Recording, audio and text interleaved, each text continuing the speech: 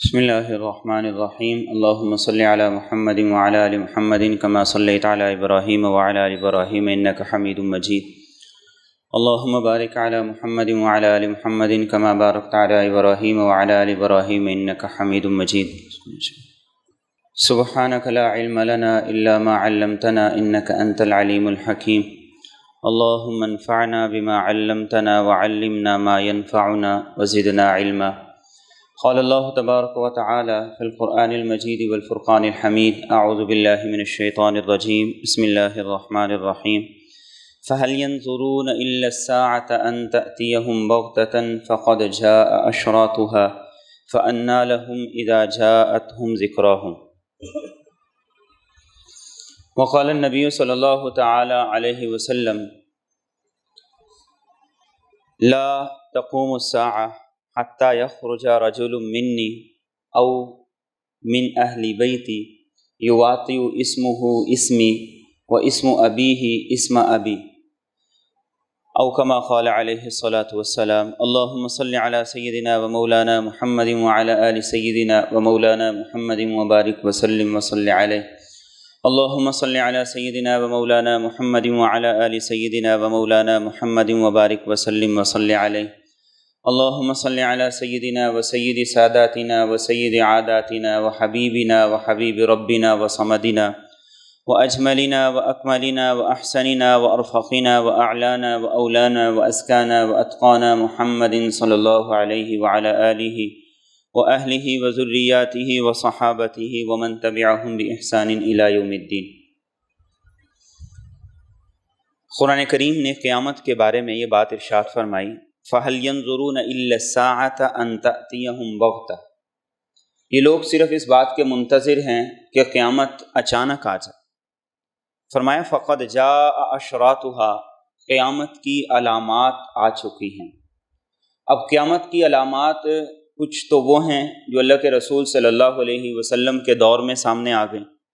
کچھ اس کے بعد، اور کچھ ایسی علامات ہیں جو قیامت کے بالکل قریب جا کے سامنے آئیں گی۔ اللہ کے رسول صلی اللہ علیہ وسلم نے تینوں قسم کی علامات کا احادیث طیبہ کے اندر بڑی تفصیل سے تذکرہ کیا ہے۔ ان بڑی علامات میں جو قیامت کے قریب سامنے آئیں گی، ظاہر ہوں گی، ان میں سے ایک امام مہدی کی آمد ہے۔ اس عقیدے کو جاننے سے پہلے سب سے پہلے تو یہ بات جانیے کہ اللہ کے رسول صلی اللہ علیہ وسلم نے ہمیں صرف قرآن نہیں دیا ہے بلکہ قرآن کے ساتھ حدیث بھی ہے۔ اسی کو قرآن کریم یوں ذکر کرتا ہے وَيُعَلِّمُهُمُ الْكِتَابَ وَالْحِكْمَةَ کہ نبی جب آئیں گے تو وہ لوگوں کو کتاب کی تعلیم بھی دیں گے، حکمت کی تعلیم بھی دیں گے۔ اور یہ حکمت کیا ہے؟ یہ حکمت حدیث طیبہ ہے۔ اللہ کے رسول صلی اللہ علیہ وسلم نے فرمایا ایک دور ایسا آئے گا جس دور میں ایک آدمی جو کھاتا پیتا ہوگا اور وہ بڑی بے پرواہی سے اپنی نشست پر اور اپنے تکیے پر ٹیک لگا کے بیٹھے گا اور لوگوں سے یہ کہے گا علیکم بہذا القرآن، بس یہ قرآن کافی ہے، صرف قرآن کافی ہے۔ جو اس میں حلال ہے اسے حلال سمجھو، جو اس میں حرام ہے اسے حرام سمجھو، اور وہ کہے گا کہ حدیث کی کوئی وقت اور کوئی قدر و منزلت نہیں۔ آپ نے ارشاد فرمایا کہ ایسے لوگوں سے بچ کے رہیں، ایسے لوگوں سے خبردار رہیں۔ اور یہاں پر ایک اور میں بات عرض کر دوں، حدیث کئی طرح کی ہوتی ہے۔ جب ہم کہتے ہیں کہ یہ حدیث ضعیف ہے تو اس سے نعوذ باللہ یہ مراد نہیں ہوتا کہ حدیث کے الفاظ یا کلمات یا مفہوم یا جملہ وہ صحیح نہیں ہے، وہ ضعیف ہے، بلکہ اس سے مراد یہ ہوتا ہے کہ اس حدیث کو نقل کرنے والے وہ اتنے مستند نہیں ہیں جتنے ہونے چاہیے، یہ مراد ہے۔ ہمارے ہاں ہم بڑے سادہ سے الفاظ کے ساتھ اور منہ لٹکا کے کہتے ہیں کہ یہ تو حدیث ضعیف ہے۔ حدیث نہیں ضعیف ہوتی۔ آپ اس کو عام مثال سے یوں سمجھ لیں کہ ایک جھوٹا آدمی ہے اور ایک دنیا کا سب سے جھوٹا آدمی ہے اور وہ یہ کہے کہ آج جمعہ نہیں ہے، آج ہفتہ ہے، تو آپ اس کی جو بات ہے اس کی بات ہے، آپ اس کی بات کو بھی غلط سمجھیں گے، اس کو بھی غلط سمجھیں گے۔ لیکن اگر ایک جھوٹا آدمی ہے وہ یہ کہتا ہے کہ آج جمعہ ہی ہے، تو کہنے والا وہ جھوٹا ہے، کہنے والا غیر معتبر ہے، بات اس کی درست ہے۔ جب کہا جاتا ہے کہ یہ حدیث ضعیف ہے تو اس کا یہ مطلب ہرگز نہیں ہوتا کہ نعوذ باللہ حدیث کے جو الفاظ ہیں یا جو کلمات ہیں یا جو مفہوم ہے وہ ضعیف ہے، وہ غیر مستند ہے، یہ مراد نہیں ہوتا، بلکہ اس سے مراد یہ ہوتا ہے کہ اس کو نقل کرنے والے، اس کو روایت کرنے والے اس معیار کے نہیں ہیں جو معیار کے محدثین نے مقرر کیا۔ اور اکثر ایسا ہوتا ہے کہ ایسی احادیث جنہیں ہم ضعیف کہہ کے ٹھکرا رہے ہوتے ہیں وہ حدیث اپنے مفہوم کے اعتبار سے بڑی مستند ہوتی ہے، وہ اپنے مفہوم کے اعتبار سے بڑی مستند ہوتی ہے۔ تو یہ ہمارے ہاں ایک عجیب سی ایک منطق ہے، ایک چال ہے جس پر ہم اندھا دھند جو ہے وہ چلتے چلے جا رہے ہیں۔ اور پھر احادیث میں ایسی احادیث بھی ہیں جو اپنے مقام، مرتبے اور درجے میں قرآن کریم کے برابر، ایسی احادیث کو متواتر احادیث کہا جاتا ہے۔ یعنی یہ وہ احادیث ہیں کہ جن کو نقل کرنے والے اتنے زیادہ ہیں کہ ان سب کو جھوٹا کہنا ناممکن ہے، ہر دور میں، ہر زمانے میں۔ اور یہ بات بھی یاد رکھیے کہ جو عقائد ہیں وہ عقائد ایک دو احادیث سے ثابت نہیں ہوتے، عقائد انہی احادیث سے ثابت ہوتے ہیں جو متواتر درجے کی ہیں۔ اور عقائد کے بارے میں ایک اور بات یہ سمجھیے کہ ہمارے عقائد یہ وہ ہیں جو اللہ کے رسول صلی اللہ علیہ وسلم نے احادیث میں اتنی تفصیل کے ساتھ بیان کیے ہیں کہ ان میں کوئی بہام باقی نہیں، کوئی شک و شبہ باقی نہیں، کوئی اس کا ایسا پہلو باقی نہیں ہے کہ جس پہلو کے بارے میں ہمیں کوئی خفا ہو یا جس پہلو کے بارے میں ہمیں آگاہ نہ کیا گیا۔ اور عقیدہ وہی عقیدہ ہوتا ہے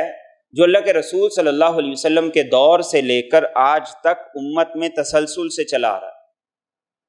وہ عقیدہ نہیں ہے جسے آج ہم میں سے کوئی آدمی گڑھ لے کہ یہ ہمارا عقیدہ ہے اور پھر اس عقیدے کے مطابق وہ دلائل دینا شروع کر دے۔ عقیدہ وہی ہے جس کو 1400 سالہ دور میں امت نے قبول بھی کیا اور تسلسل کے ساتھ بالخصوص محدثین نے اپنی کتابوں میں اسے ذکر بھی کیا۔ ہمارے جتنے اختلافات ہیں، مختلف مکاتب فکر کے جتنے اختلافات ہیں وہ اختلافات انہی عقیدوں پر ہیں جو بعد میں بنائے گئے۔ یہ ساری لڑائیاں، یہ سارے اختلافات یہ انہی عقیدوں پر ہیں جو ہم نے بعد میں بنائے، بعد میں رواج دی، اسی لیے لڑائیاں۔ آپ میں کوئی ایسا آدمی آپ نے نہیں دیکھا ہوگا کہ جو عذاب اور قبر کے عذاب کے بارے میں کوئی دو رائے رکھتا ہو۔ ان تین مکاتب فکر میں کوئی ایسا آدمی نہیں دیکھا ہوگا، کوئی ایسا آدمی نہیں دیکھا ہوگا جو ملائکہ کا، فرشتوں کا انکار کرتا ہو یا آپ صلی اللہ علیہ وسلم کی شفاعت کو نہ مانتا ہو۔ یہ عقیدے ہیں جن پر اتفاق ہے۔ بیائی نہیں، اسی طریقے سے امام مہدی کے بارے میں جو عقیدے ہیں، جو ہمارا تصور ہے، یہ تصور کی ایک دو احادیث سے نہیں، یہ تصور متواتر احادیث سے ہم تک آیا ہے، اس لیے یہ ہمارا عقیدہ ہے، یہ ہمارا نظریہ ہے۔ اور امام مہدی کے بارے میں 90 سے زائد رسول اکرم صلی اللہ علیہ وسلم کی احادیث ہیں، جن میں سے 30 احادیث ایسی ہیں جن احادیث میں رسول اکرم صلی اللہ علیہ وسلم نے باقاعدہ طور پر ان کا نام بھی بتایا اور ان کے باپ کا نام بھی بتایا، اور دوسری جو تفاصیل ہیں وہ دوسری احادیث میں۔ لہذا اب اگر کوئی آدمی یہ کہتا ہے کہ یہ عقیدہ نیا عقیدہ ہے یا یہ وہ عقیدہ ہے جس عقیدے کو میں نہیں مانتا، تو گویا کہ وہ ایک متواتر احادیث کو، متواتر عقیدے کا انکار کرتا۔ سارے محدثین امام مہدی کا تذکرہ کرتے ہیں۔ صحابہ میں حضرت عثمان غنی ہیں، حضرت علی المرتضیٰ ہیں، حضرت عبداللہ بن مسعود ہیں، حضرت عبداللہ بن عمر ہیں، عبداللہ بن عباس ہیں، اور ازواج مطہرات میں سے ام سلمہ رضی اللہ تعالیٰ عنہ ہیں، ام حبیبہ رضی اللہ تعالیٰ عنہ ہیں۔ یہ ساری کے سارے وہ راوی ہیں جو اس عقیدے کو نقل کرتے ہیں، اور اس عقیدے کو سمجھنا بھی ضروری ہے۔ ہمارا عقیدہ امام مہدی کے بارے میں ہے، وہ یہ ہے کہ امام مہدی نہ تو نبی ہوں گے، نہ رسول ہوں گے، نہ ان پر وحی آتی ہوگی، اور نہ ہی وہ نبوت کا دعویٰ کریں گے، اور نہ ہی وہ خدائی کا دعویٰ کریں گے۔ امام مہدی اس امت کے آخری دور میں ایک مصلح، ایک مجدد کی حیثیت سے آئیں گے، وہ اصلاح کا فریضہ سر انجام دیں گے، اور امام مہدی رحمۃ اللہ علیہ اس زمین کو ظلم سے پاک اور صاف کریں گے، اور امام مہدی رحمۃ اللہ علیہ اس زمین سے ظلم کا، ناانصافی کا خاتمہ کریں گے۔ اس کے مقابلے میں ایک قادیانیوں کا عقیدہ ہے۔ قادیانیوں کا عقیدہ یہ ہے کہ وہ مرزا غلام احمد قادیانی ملعون کو ہی امام مہدی بھی سمجھتے ہیں، اور یہ اس نے خود اپنی کتابوں میں بھی لکھا۔ اس نے لکھا کہ میں ہی مہدی ہوں اور میں ہی عیسیٰ ہوں، اور یہی بنیادی فرق ہے کہ اہل سنت کے نزدیک امام مہدی الگ ہیں اور عیسیٰ علیہ السلام الگ ہیں، دو الگ الگ شخصیات ہیں، جبکہ قادیانیوں کے نزدیک یہ دونوں الگ الگ شخصیات ہیں۔ قادیانی نے پہلے خود مہدی ہونے کا دعویٰ کیا، اس کے بعد اس نے عیسیٰ علیہ السلام ہونے کا دعویٰ کیا، اور پھر اس سے آگے چلا گیا اور نبوت کا دعویٰ کر دیا۔ تو یہ سنیوں کے اور قادیانیوں کے عقیدے کا فرق۔ اس کے بعد امام مہدی کا تصور شیعوں کے ہاں بھی ملتا ہے۔ شیعوں کے ہاں اور سنیوں کے ہاں جو عقیدہ ہے اس میں بھی فرق ہے۔ شیعوں کے ہاں عقیدہ یہ ملتا ہے کہ امام مہدی 5 سال کے تھے، ایک غار میں وہ چلے گئے، اور اس کے بعد قیامت کے قریب وہ دوبارہ آئیں گے، جبکہ سنیوں کا عقیدہ یہ ہے کہ امام مہدی احادیث کے مطابق وہ مدینہ طیبہ میں پیدا ہوں گے، اور وہاں سے مکہ مکرمہ آئیں گے۔ اس وقت لوگ ان کو پہچانیں گے اور ان کے ہاتھ پہ بیعت کریں گے۔ اسی طریقے سے شیعوں کا جو عقیدہ ہے اس میں یہ بات ہے کہ امام مہدی وہ غار سے نکلیں گے، جبکہ احادیث کے مطابق اہل سنت کا ہمارا عقیدہ یہ ہے کہ امام مہدی وہ مکہ مکرمہ میں ان کو پہچانا جائے گا جس وقت کہ ان کی عمر 40 سال ہوگی، اور لوگ ان کے ہاتھ پر بیعت کریں گے۔ اور شیعوں کے عقیدے میں نعوذ باللہ ایسی باتیں ہیں کہ جن کو بیان کرنا ناممکن ہے اس منبر پر بیٹھ کر، اور ایسے الفاظ ہیں جو امام مہدی کے بارے میں وہ تصور رکھتے ہیں کہ وہ آ کر کیا کیا کریں گے۔ جبکہ سنیوں کا یہ عقیدہ ہے کہ امام مہدی جب تشریف لائیں گے تو اس زمین میں خلافت کا نظام قائم کریں گے، اس زمین کو عدل و انصاف سے بھریں گے، اور ظلم کا، زیادتی کا، ناانصافی کا اس زمین سے خاتمہ کریں گے۔ تو یہ 3 عقیدے ہیں، قادیانی بھی موجود ہیں، سنی بھی موجود ہیں، اور شیعہ بھی موجود ہیں۔ تینوں کے عقائد کے اندر بنیادی طور پر یہ مختلف قسم کے ان کے اندر فرق موجود ہے۔ اس لیے اللہ کے رسول صلی اللہ علیہ وسلم اپنی دعاؤں میں سے ایک دعا یہ کیا کرتے تھے، اللہم انا نعوذ بک من الفتن ما ظہر منہا وما بطن، کہ اللہ میں ان تمام فتنوں سے آپ کی پناہ چاہتا ہوں جو ظاہر ہیں اور جو پوشیدہ ہیں۔ کچھ ظاہری فتنے ہیں، گناہ کی صورت میں، بے حیائی کی صورت میں، زنا کی صورت میں، اور دوسری کئی شکلوں کے اندر، یہ ظاہری فتنے ہیں، ان کو انسان آسانی سے جان بھی لیتا، سمجھ بھی لیتا۔ کچھ باطنی فتنے ہیں جن کو ہر آدمی جان نہیں سکتا، سمجھ نہیں سکتا، اور ان باطنی فتنوں میں سے ایک فتنہ وہ امام مہدی سے متعلق بھی ہے۔ کوئی تو کہتا ہے کہ یہ عقیدہ ہی نہیں، اور کوئی عقیدہ رکھتا ہے تو مختلف رکھتا ہے، جیسے قادیانیوں نے مختلف عقیدہ رکھا ہوا ہے، اور شیعوں نے اس معاملے میں مختلف عقیدہ رکھا ہوا ہے۔ تو یہ دعا ہماری دعاؤں میں شامل ہونی چاہیے کہ اللہ ظاہری فتنوں سے بھی ہمیں محفوظ فرما اور باطنی فتنوں سے بھی ہمیں محفوظ فرما۔ اور اللہ کے رسول صلی اللہ علیہ وسلم نے امام مہدی کے حالات کو بڑی تفصیل کے ساتھ احادیث میں ذکر کیا۔ آپ نے ارشاد فرمایا کہ امام مہدی یہ وہ شخص ہوں گے جن کا نام میرے نام کی طرح ہوگا، یعنی میرا نام محمد ہے تو امام مہدی ان کا نام بھی محمد ہوگا۔ اور آپ نے فرمایا کہ جیسے میرے باپ کا نام عبداللہ ہے، ایسے ہی ان کے باپ کا نام بھی عبداللہ ہی ہوگا۔ اور آپ نے فرمایا کہ وہ میرے اہل بیت میں سے ہوگا۔ اور ایک موقع پر آپ نے اپنے بیٹے، چونکہ آپ نے انہیں اپنا بیٹا حدیث میں کہا، ویسے تو آپ کے نواسے ہیں، امام حسن مجتبی رضی اللہ تعالیٰ عنہ، آپ نے ان کے سر پہ ہاتھ رکھا اور فرمایا کہ میرا یہ بیٹا سردار ہے۔ اور پھر آپ نے فرمایا کہ اس کی نسل میں سے ایک آدمی آئے گا اور وہ قیامت کے قریب آ کر اس زمین سے ظلم کا، ناانصافی کا خاتمہ کرے گا اور اس زمین کو عدل و انصاف سے بھر دے گا۔ اور آپ نے فرمایا اس کا نام میرے نام کے جیسا ہوگا اور اس کے باپ کا نام میرے باپ کے نام کے جیسا ہوگا، میرے اہل بیت میں سے ہوگا۔ اس میں آپ نے ایک اور بات یہ بتا دی کہ وہ سادات میں سے ہوگا اور باپ کی طرف سے اس کا سلسلہ نسب امام حسن مجتبیٰ تک جا کے ملے گا۔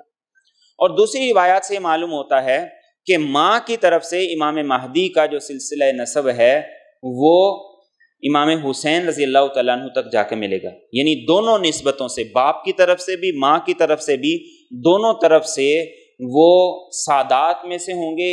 باپ کی طرف سے امام حسن کی اولاد میں سے ہوں گے اور ماں کی طرف سے امام حسین کی اولاد میں سے ہوں گے۔ اور مہدی آپ کا لقب ہے، نام تو ہوگا محمد، باپ کا نام ہوگا عبداللہ، اہل بیت میں سے ہوں گے، اور مہدی آپ کا لقب ہے جس کا معنی ہے ہدایت یافتہ، ہدایت یافتہ۔ اور آپ کے بارے میں اللہ کے رسول صلی اللہ علیہ وسلم نے ارشاد فرمایا کہ جس وقت وہ آئیں گے اس وقت اگر ان کے مقابلے میں ان کو روکنے کے لیے، مزاحمت کے لیے اگر پہاڑ بھی سامنے کھڑے ہو جائیں گے تو وہ پہاڑوں کو بھی توڑ کر اپنا راستہ بنا لیں گے۔ اور آپ صلی اللہ علیہ وسلم نے ایک حدیث طیبہ میں یہ ارشاد فرمایا کہ ہم عبد المطلب کی اولاد، ان میں آپ نے فرمایا میں، حمزہ، علی، جعفر، حسن، حسین اور مہدی، آپ نے فرمایا ہم جنت کے سرداروں میں شامل ہیں۔ اور آپ نے امام مہدی کے بارے میں یہ بھی بات ارشاد فرمائی، آپ نے فرمایا کہ ان کا حلیہ یہ ہوگا، آپ نے فرمایا کہ ان کی جو پیشانی ہے وہ چوڑی ہوگی، ناک اونچی ہوگی، رنگ گندمی سا ہوگا، اور ان کا جسم بہت زیادہ بھاری وزنی نہیں ہوگا بلکہ بڑا پھرتیلا سا ان کا جسم ہوگا۔ اور امام مہدی کے بارے میں جو احادیث سے ہمیں معلوم ہوتا ہے وہ یہ کہ آپ کی ولادت ہوگی مدینہ طیبہ میں، اور پھر مکہ مکرمہ میں آپ کو لوگ پہچانیں گے، اس وقت آپ کی عمر 40 سال ہوگی، اور پھر اس کے بعد آپ ہجرت کر کے شام کی طرف جائیں گے جہاں جا کر آپ اپنے مشن کی تکمیل کریں گے۔ اور امام مہدی کی آمد کے ساتھ دو اور بڑی نشانیاں ہیں جو اللہ کے رسول صلی اللہ علیہ وسلم نے احادیث میں ذکر کی۔ آپ نے فرمایا ایک جنگ عظیم ہوگی، اور دوسرا آپ نے فرمایا کہ دجال، اور تیسرا آپ نے فرمایا قسطنطنیہ کی فتح، جسے آج ہم استنبول کہتے ہیں، ترکی میں موجود ہے، آج تو وہ مسلمانوں کے پاس ہے۔ آپ نے فرمایا امام مہدی جب آئیں گے تو 7 مہینے کے اندر یہ 3 بڑے کام ہوں گے، ایک بڑی لڑائی ہوگی، جنگ عظیم ہوگی، اور ایک یہ کہ اس وقت قسطنطنیہ، استنبول یا ترکی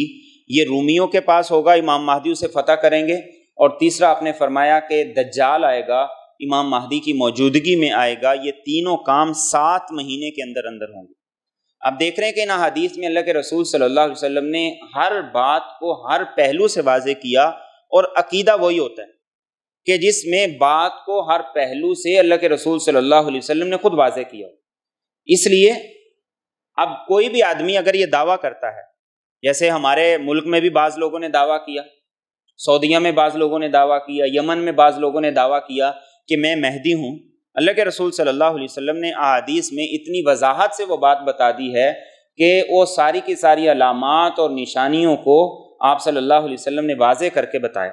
اور پھر آپ نے بتایا، آپ نے فرمایا کہ ان کی شکل صورت میرے جیسی نہیں ہوگی، لیکن ان کے اخلاق بالکل میرے اخلاق جیسے ہوں گے۔ تو اب کوئی بھی آدمی اگر کسی بھی دور میں، کسی بھی وقت میں اگر وہ دعویٰ کرتا ہے تو چونکہ آپ نے احادیث میں ان ساری باتوں کو بڑی وضاحت کے ساتھ بیان کر دیا ہے تو اس کے دعوے کو جاننا اور پہچاننا آسان۔ اور پھر امام مہدی کے ظہور کے وقت، امام مہدی کے ظہور کے وقت، یہ لفظ ہم بولتے ہیں ظہور، کہ وہ ظاہر ہوں گے، اس لیے کہ ولادت تو ان کی پہلے ہو چکی ہوگی۔ اللہ کے رسول صلی اللہ علیہ وسلم نے ارشاد فرمایا کہ جب ان کے ظہور کا وقت ہوگا تو اس وقت مسلمانوں پر، اہل ایمان پر حکمران اتنا ظلم کرتے ہوں گے کہ زمین میں کہیں بھی ان کو پناہ نہیں ملے گی۔ اور آپ نے فرمایا احادیث کے اندر جسے حضرت علی رضی اللہ تعالیٰ عنہ نقل کرتے ہیں کہ مسلمانوں کے اندر اختلاف، انتشار اور جھگڑا اتنا زیادہ ہوا کرے گا کہ مسلمان ایک دوسرے کے چہرے پر سرعام تھوک دیا کریں گے۔ اور ایک اور حدیث مبارکہ سے یہ بات بھی معلوم ہوتی ہے کہ حضرت علی رضی اللہ تعالیٰ عنہ اس حدیث کے راوی ہیں کہ امام مہدی جب آئیں گے اس وقت اللہ کا نام لینا اتنا بڑا جرم ہوگا کہ کوئی اگر اللہ کا نام بھی لے گا تو اسے قتل کر دیا جائے گا۔ اور ایک اور روایت سے یہ بات معلوم ہوتی ہے کہ امام مہدی کی آمد سے پہلے حالات ایسے ہو جائیں گے کہ مسلمان بالکل مایوس ہو جائیں گے، اور وہ یہ سمجھ رہے ہوں گے کہ جو امام مہدی کا عقیدہ ہے اس عقیدے کی کوئی حیثیت نہیں، امام مہدی نہیں آئیں گے۔ لیکن آپ نے فرمایا ایک دوسری حدیث میں کہ اگر اس دنیا کی عمر کا ایک دن بھی باقی رہ گیا ہوگا تو اللہ رب العزت اس دن کو لمبا کر دیں گے، اور اس کے بعد آپ کے اہل بیت میں سے ایک آدمی کو بھیجیں گے۔ آپ نے فرمایا اس کا نام میرے نام کے جیسا ہوگا، اس کے باپ کا نام میرے باپ کے نام کے جیسا ہوگا، اور وہ زمین کو عدل و انصاف سے بھر دے گا جیسے اس کی آمد سے پہلے، اس کے ظہور سے پہلے زمین ظلم سے اور ناانصافی سے بھر دی گئی ہوگی۔ عبداللہ بن مسعود رضی اللہ تعالیٰ عنہ ایک حدیث نقل کرتے ہیں، فرماتے ہیں کہ ہم اللہ کے رسول صلی اللہ علیہ وسلم کے پاس بیٹھے ہوئے تھے کہ بنو ہاشم کے کچھ نوجوان آئے، ان کا آپ کے پاس سے گزر ہوا، آپ نے جب ان کو دیکھا تو آپ کی آنکھوں میں آنسو آ گئے اور آپ کے چہرے کا رنگ بدل گیا۔ تو ہم نے کہا یا رسول اللہ صلی اللہ علیہ وسلم ان نوجوانوں کو دیکھ کر آپ کو خوش ہونا چاہیے، جبکہ آپ کی آنکھوں سے آنسو جاری ہو گئے اور آپ کے چہرے کا رنگ بدل گیا ہے۔ آپ صلی اللہ علیہ وسلم نے فرمایا ہم اہل بیت کو اللہ نے خاص طور پہ چنا ہے، اور پھر آپ نے ارشاد فرمایا اللہ نے ہمارے لیے آخرت رکھی ہے، دنیا نہیں رکھی۔ اور پھر آپ نے ایک پیشین گوئی فرمائی، آپ نے فرمایا میرے دنیا سے پردہ فرما جانے کے بعد میرے اہل بیت کے ساتھ بڑا ظلم ہوگا،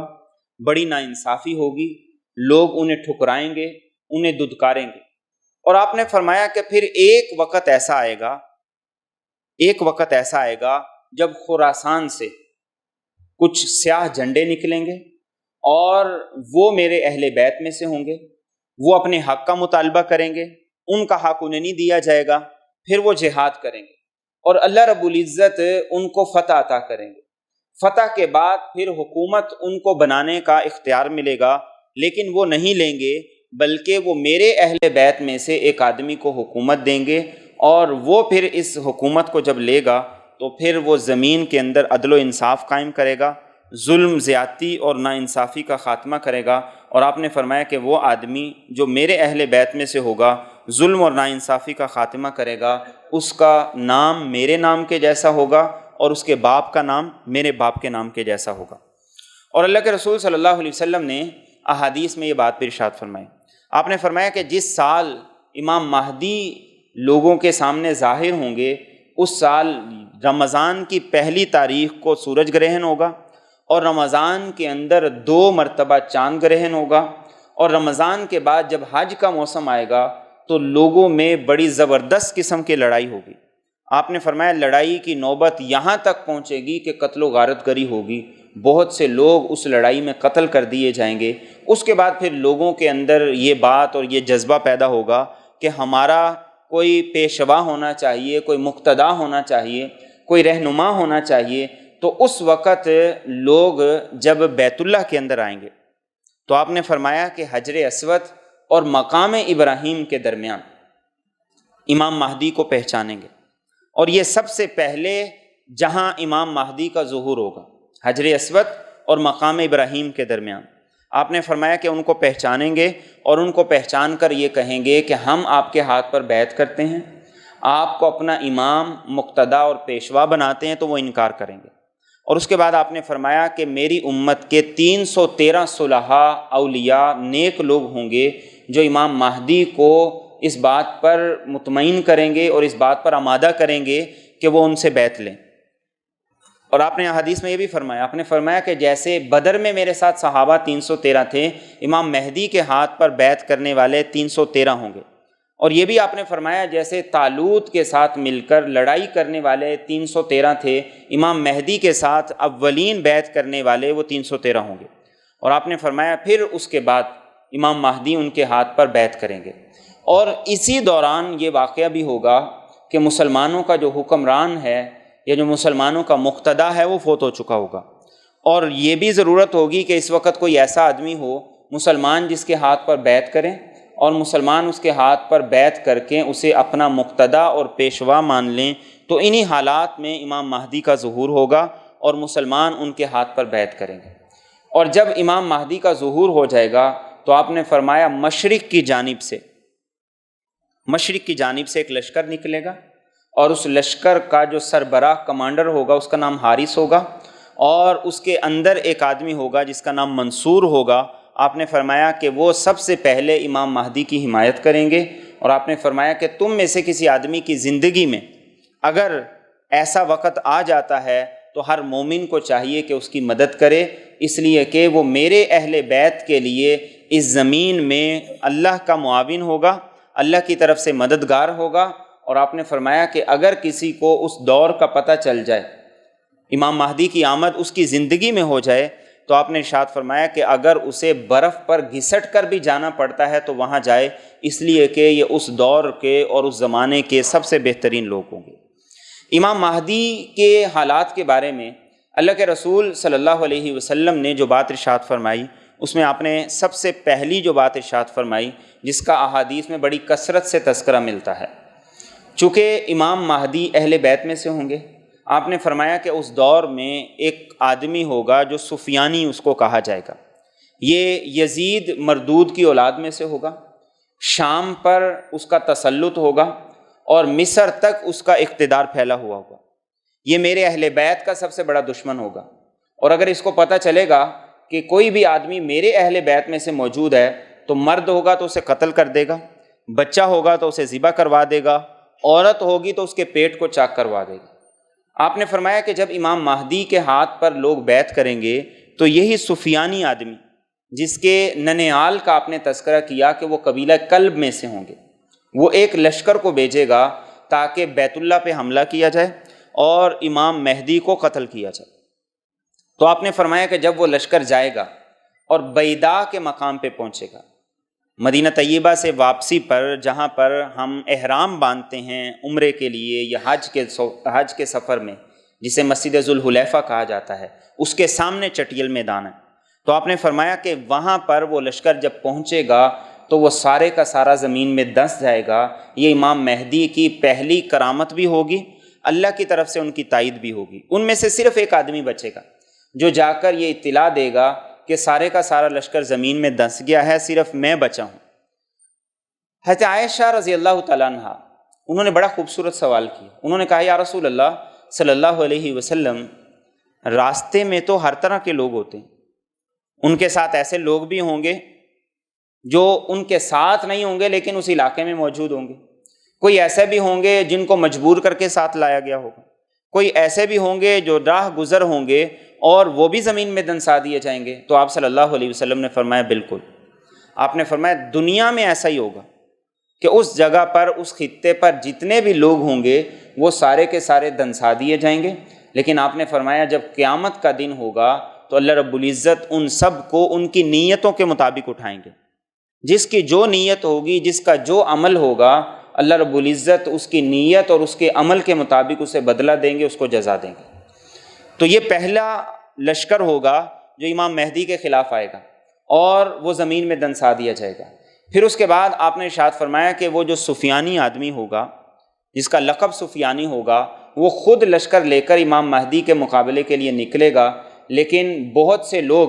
جب یہ سنیں گے کہ ایک لشکر وہ زمین میں دنس گیا ہے اور امام مہدی آ گئے ہیں تو وہ آ کر امام مہدی کی فوج میں شامل ہوں گے، ان کے ہاتھ پر بیعت کریں گے اور پھر وہ سفیانی کے ساتھ مقابلہ کریں گے۔ اس مقابلے کے بعد وہ سفیانی بھی قتل ہو جائے گا اور امام مہدی کو یہ پہلی فتح ہوگی۔ پھر آپ نے فرمایا کہ امام مہدی پھر شام کی طرف جائیں گے۔ آج بھی شام میں پوری دنیا کی فوجیں وہ لڑ رہی ہیں اور وہ سارے کا سارا وہاں بدامنی کا ماحول ہے، تو آپ نے فرمایا امام مہدی پھر شام کی طرف جائیں گے، اور اس دور میں شام پر عیسائیوں کی حکومت ہوگی۔ جب عیسائیوں کو پتہ چلے گا تو وہ ہر طرف سے فوجیں اکٹھی کرنا شروع کریں گے اور اسلحہ اکٹھا کرنا شروع کریں گے۔ آپ نے فرمایا اس وقت امام مہدی کے ساتھ جو فوج ہوگی ان کے پاس 70 جھنڈے ہوں گے،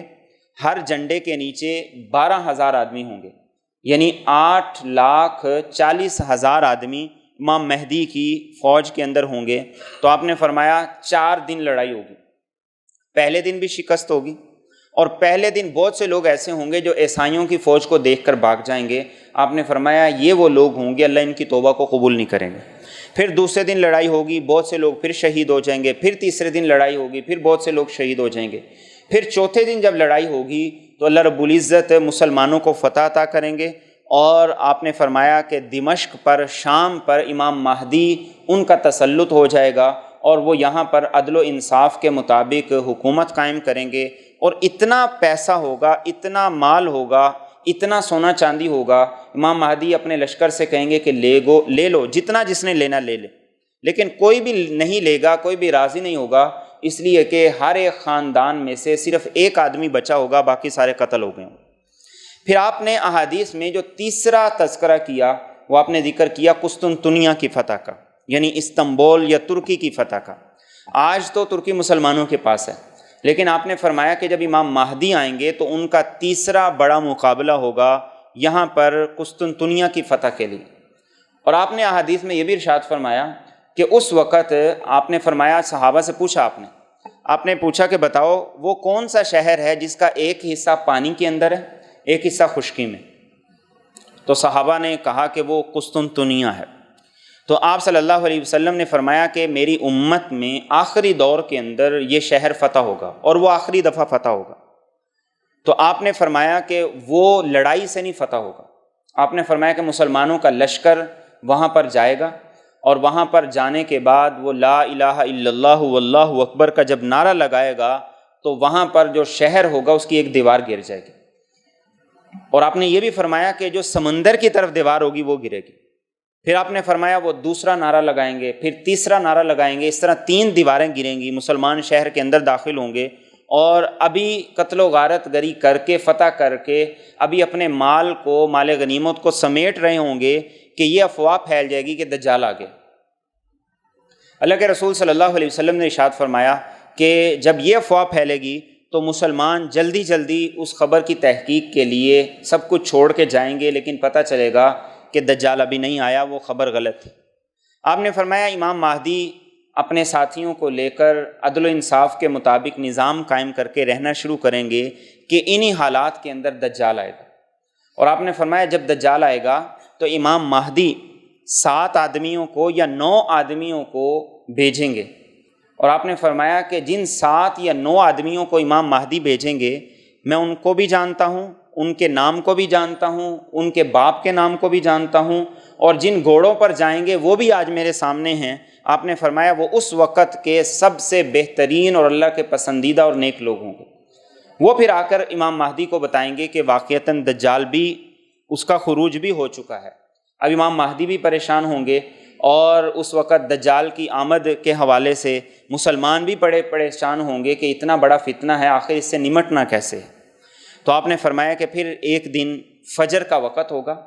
اور اس وقت دمشق کے اندر امام مہدی ہوں گے، اور اقامت کہہ دی گئی ہوگی کہ حضرت عیسیٰ علیہ السلام آسمان سے اتریں گے، اور جب وہ آسمان سے اتریں گے امام مہدی اور مسلمان ان کو پہچان لیں گے تو امام مہدی پیچھے ہٹ جائیں گے۔ وہ عیسیٰ علیہ السلام سے کہیں گے کہ آپ ایسا کیجئے، آپ امامت کرائیں، آپ نماز پڑھائیں، میں آپ کے پیچھے نماز پڑھتا ہوں۔ تو عیسیٰ علیہ السلام کہیں گے کہ نہیں، یہ اس امت کی فضیلت ہے، یہ اس امت کو اللہ نے اعزاز بخشا ہے کہ میں نمازی بنوں گا اور اسی امت کا ایک آدمی امام بنے گا۔ تو عیسیٰ علیہ السلام امامت نہیں کروائیں گے، امام مہدی امامت کروائیں گے، اور عیسیٰ علیہ السلام امام مہدی کے پیچھے ان کی اقتداء میں نماز ادا کریں گے۔ اور آپ نے یہی بات ارشاد فرمائی، آپ نے فرمایا کہ وہ دور کیسا ہوگا، میری امت کے لیے بڑا اعزاز ہوگا کہ امام مہدی کی موجودگی میں عیسیٰ علیہ السلام ان کی اقتداء میں نماز پڑھیں گے، اور امام مہدی بطور امام کے نماز پڑھائیں گے۔ اور آپ صلی اللہ علیہ وسلم نے ارشاد فرمایا کہ یہ ایک نماز ایسی ہوگی جو عیسیٰ علیہ السلام امام مہدی کی اقتداء میں پڑھیں گے، اور اس کے بعد 2 سال تک امام مہدی اور عیسیٰ علیہ السلام یہ اکٹھے رہیں گے، اور امام مہدی کو رضی اللہ عنہم اس لیے بھی کہا جاتا ہے کہ چونکہ عیسیٰ علیہ الصلوۃ والسلام اگرچہ اس امت میں ایک امتی کی حیثیت سے آئیں گے، لیکن تھے وہ نبی ہی، اس لیے امام مہدی کو رضی اللہ تعالی عنہ بھی کہا جا سکتا ہے، اس لیے کہ وہ عیسیٰ علیہ السلام کے ساتھ 2 سال کا وقت گزاریں گے۔ پھر آپ نے فرمایا کہ امام مہدی جو ہیں وہ 7 سال، اور بعض احادیث سے پتہ چلتا ہے کہ 9 سال تک رہیں گے۔ 40 سال کی عمر میں آپ کا ظہور ہوگا، اور اس کے بعد 7 یا 9 سال تک رہیں گے، اور اس کے بعد پھر آپ کی وفات ہوگی، مسلمان آپ کا جنازہ پڑھیں گے، آپ کی تدفین کریں گے، اور پھر اس کے بعد عیسیٰ علیہ السلام کا دور شروع ہوگا، جس کے حوالے سے انشاءاللہ موقع ملا تو میں اگلے جمعے عرض کروں گا۔ یہ امام مہدی کا عقیدہ، اس کو اتنی تفصیل، اتنی وضاحت سے خود اللہ کے رسول صلی اللہ علیہ وسلم نے بیان کیا، ایک ایک چیز کو، ایک ایک جگہ کا نام، ایک ایک آدمی کا نام، پھر حالات کیسے ہوں گے، فوج کتنی ہوگی، تعداد کتنی ہوگی، امام مہدی خود کیسے ہوں گے، شکل و صورت کیسی ہوگی، حلیہ رنگ کیسا ہوگا، خاندان کیا ہوگا، ان ساری چیزوں کو اللہ کے رسول صلی اللہ علیہ وسلم نے احادیث میں واضح طور پر بتایا ہے کہ یہ ہمارے عقیدے میں شامل ہے، اور اسے بیان کرنے کا مقصد بھی یہ ہے کہ اس حوالے سے ہمارا عقیدہ واضح ہونا چاہیے۔ آج قادیانی بھی اس عقیدے کو پھیلا رہے ہیں، لیکن وہ اس عقیدے کی روشنی میں قادیانیت کو پھیلا رہے ہیں، وہ مسلمانوں کو دھوکہ دیتے ہیں، اور دھوکہ کیسے دیتے ہیں کہ دیکھو تمہاری کتاب میں، بخاری میں، مسلم میں اور دوسری کتابوں میں یہ لکھا ہے کہ امام مہدی آئیں گے، تو وہ امام مہدی آ گئے ہیں، اور وہ اس طریقے سے مسلمانوں کو دھوکہ دے کے کہتے ہیں کہ وہ مہدی، وہ مرزا غلام احمد قادیانی ہی تو ہے، جبکہ امام مہدی کی ولادت وہ مدینہ طیبہ میں ہوگی، اور غلام احمد قادیانی کی ولادت وہ یہاں انڈیا کے اندر ہو رہی، اس کا نام بالکل مختلف ہے، جبکہ امام مہدی کا نام محمد ہوگا، اس کے باپ کا نام ہو رہا ہے، امام مہدی کے باپ کا نام عبداللہ ہوگا، اور ہجرت بھی اور اس کے ظہور کا وقت بھی، ساری چیزیں مختلف ہیں۔ لیکن آج چونکہ ہم اپنے عقائد کے معاملے میں آگاہ نہیں، ان کے بارے میں واقفیت نہیں، اس لیے بسا اوقات قادیانیوں کے ہاتھوں دھوکہ کھا جاتا ہے۔ اس لیے ان عقائد کو جاننا بھی، سمجھنا بھی، اور اپنی اولاد کو بتانا بھی ضروری ہے، اور یہ قادیانیوں کے فتنوں میں سے ایک بڑا فتنہ ہے، جیسے میں اگلے جمعے بھی انشاءاللہ عرض کروں گا کہ وہ حضرت عیسیٰ کے حوالے سے اور امام مہدی کے حوالے سے مسلمانوں کو دھوکہ دیتے ہیں، اور شیعہ بھی امام مہدی کے حوالے سے مسلمانوں کو دھوکہ دیتے ہیں، ان کو بھی کنفیوز کرتے ہیں۔ تو عقیدے کے معاملے میں ہمیں بالکل پختہ ہونا چاہیے، عقیدے میں لچک نہیں ہونی چاہیے۔ عقیدہ اگر انسان کا مضبوط ہوگا تو مضبوط عقیدے کے ساتھ تھوڑا عمل بھی اللہ کے نزدیک بڑی وقت رکھے گا، لیکن اگر عقیدہ ہی کمزور ہو، اپنے عقیدے کا ہی پتہ نہ ہو، تو اس کے ساتھ جو بہت سے اعمال ہیں وہ بھی اللہ کے نزدیک کوئی وقت نہیں رکھیں گے۔